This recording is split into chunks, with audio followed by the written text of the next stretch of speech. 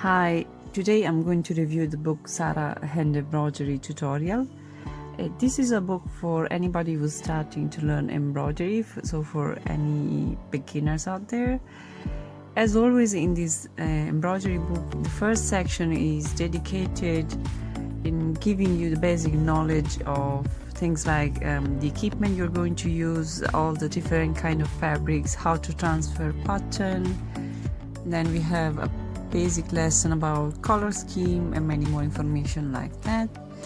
And after this, there is a very useful index where you can see all the stitches you're going to learn.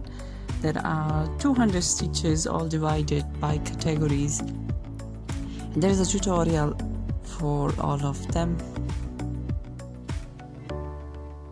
You'll get the instructions with the pictures, so it's a step-by-step guide on how to implement the stitch, and after every tutorial you'll find the image of a project that use all of the stitches that you're going to learn, and that's very useful because in this way you're going to see how you can incorporate those stitches in some of your work, which I really think it's an amazing thing to do.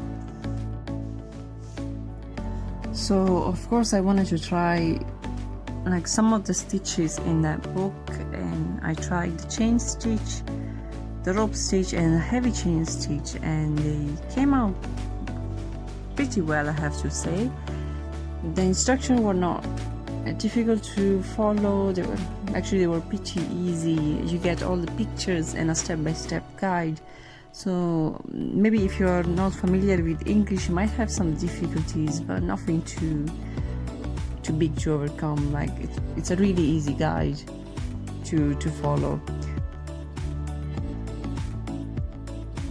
So my final thoughts on this book is that it's a super useful guide whether you are a beginner or not, and it's very well made because it literally has everything you need to know to start an embroidery project.